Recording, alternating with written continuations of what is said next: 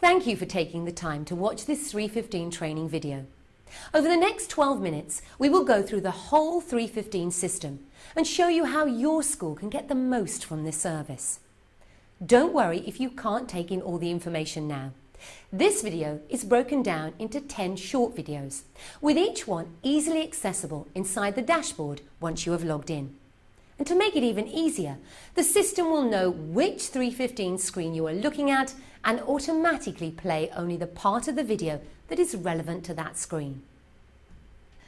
The first screen we're going to look at is the 315 school dashboard.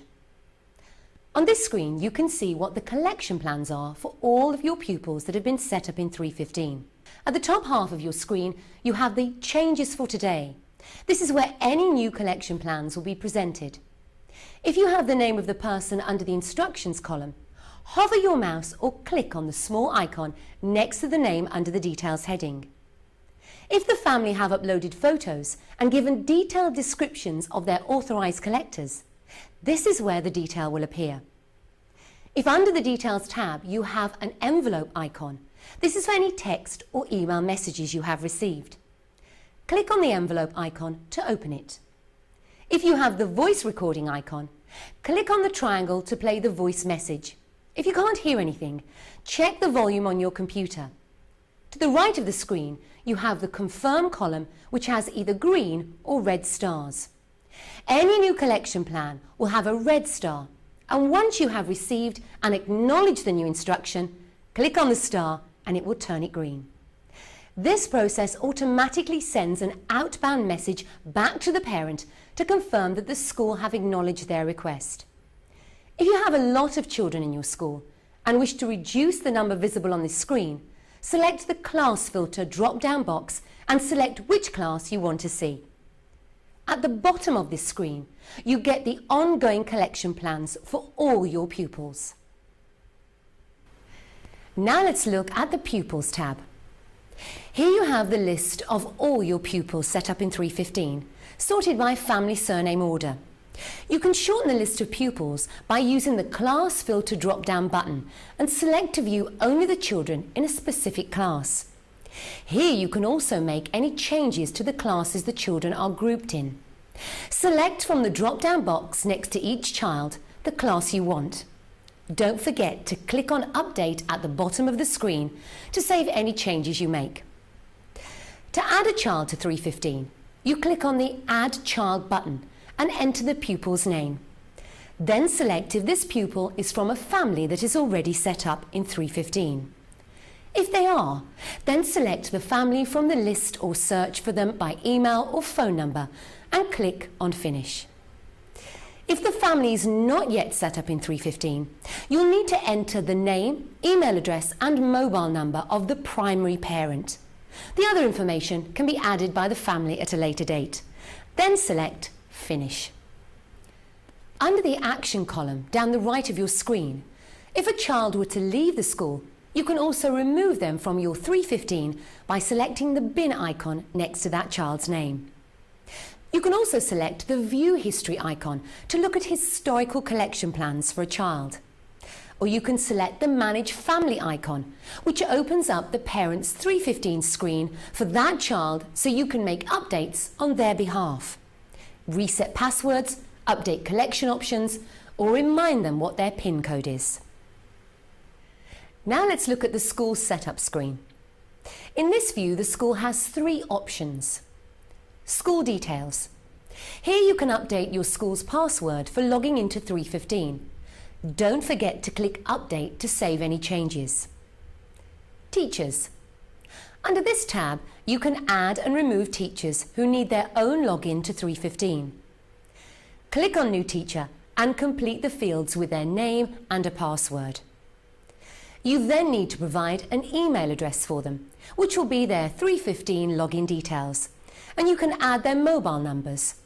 Both the email and phone are used for change alerts and can be very beneficial.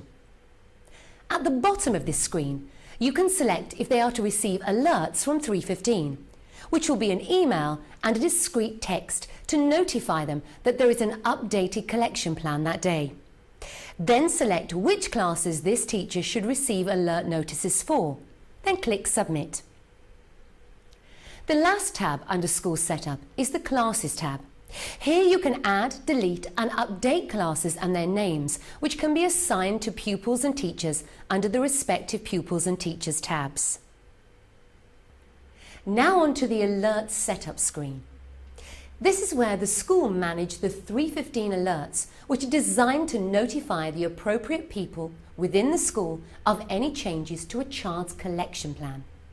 At the top of the screen, you can set what time of the day you would like the first alert to appear. Prior to this time, any changes made will appear live in the school's dashboard, but no notifications will be made. After this time, any changes made up to 6 p.m. that night will generate an immediate alert. Below this, the school can add in different people to receive the alerts by email and by text. Add in additional email and mobile phone numbers, and those that have a tick in the box next to them will receive a discreet notification advising that a child at this school has an updated collection arrangement today, and for the school to log into 315 and acknowledge it. If, as a school, you are not integrating your 315 with the school's main database, then that's it. You have completed everything there is to know about 315. It's that simple. If you are connecting 315 to the school's database, keep watching just a few more minutes to learn about an important additional screen on your dashboard that manages the way we import data from your school's database. So now let's look at the Synchronized Data tab. This tab and the screens behind it will only apply to those schools that are integrating their 315 with their school's database. Firstly, the Synchronized New Pupils screen. This screen notifies you of any children appearing in your school database that are new to the 315 system. You need to update each child only once and select if they are to be created in 315 or to be ignored.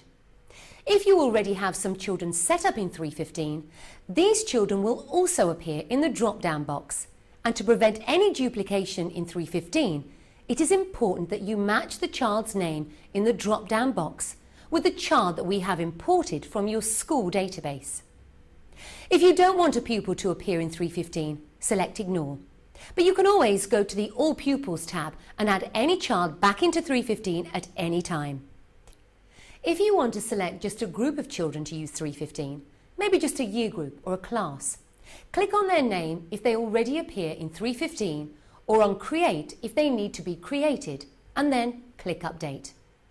You can then select the Ignore All button to mark all your remaining pupils to be ignored by 315, and then click on Update. Remember, any pupil can be added back into 315 at any time. Make sure you always click on Update to save any changes. Now the Parents tab. This is the screen for data conflicts relating to parents' data, where we need to match parents in 315 to the parents in the school's database. In the top half of the screen are families in the school's database where there are multiple primary parents.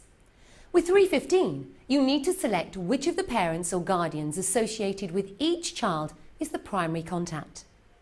The bottom half of the screen shows where a child is already in 315 and assigned to a parent, and we need to confirm that this is the same primary parent as shown in the school's database. To resolve these conflicts, you will need to confirm from the drop-down box which parent is the principal parent to be used in 315. Now the Existing Data tab. This screen alerts you to any pupils that appear in your 315 system but are unable to be matched to a pupil in your school database. If the pupil in 315 is obsolete and no longer at the school, then select Remove Pupil from the drop-down box. Or if the error is in the school database, select Ignore and update the school database. This conflict will then resolve itself overnight.